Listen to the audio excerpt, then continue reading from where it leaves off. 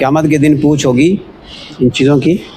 फरमाया तुम में से वो शख्स बेहतर है जो अपनी बीवी के साथ बेहतर है, बीवियों के साथ बेहतर है। बीवियों के साथ ना जमा का सीगा ना, एक शादी करने का तो रिवाज बाद में पड़ा है ना, अल्लाह ने भी 2 से शुरू किया। तो ये तो हम मस्कीनों के लिए है ना कि अगर तुम खौफ हो, इंसाफ नहीं कर सकते तो फिर एक ही पे इक्तफ़ा करो, यानी पाक व हिंद वाले। तो फरमाया कि जो तुम में से वो बेहतर हैं जो अपनी बीवियों के हक़ में बेहतर हैं, और मैं तुम सबसे ज़्यादा अपनी बीवियों के हक़ में बेहतर हूँ। अल्लाह ताला ने भी फरमाया व आशिरुहुन्ना बिलमारूफ़, औरतों के साथ मारूफ़ तरीके से बर्ताव करो। अल्लाह ने भी सिफारिश की है।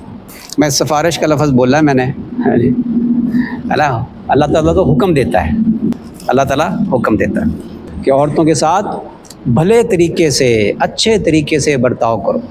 उन पर ऐसा बोझ ना डालो कि जिसको वो बर्दाश्त ना कर सके। उनके कामों में उनकी मुआवनत करो। घर के काम बीवी के ज़िम्मे होते हैं, बाहर के काम मर्द के ज़िम्मे होते हैं।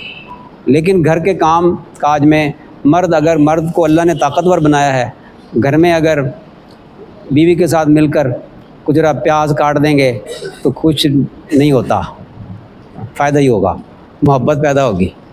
कभी पोछा फेर देंगे घर में तो कोई शान में कमी नहीं आ जाएगी, कपड़े धो देंगे तो कोई नहीं, इज़्ज़त कम नहीं होती। अपने आप को मिटा देने से इज़्ज़त में इजाफ़ा होता है।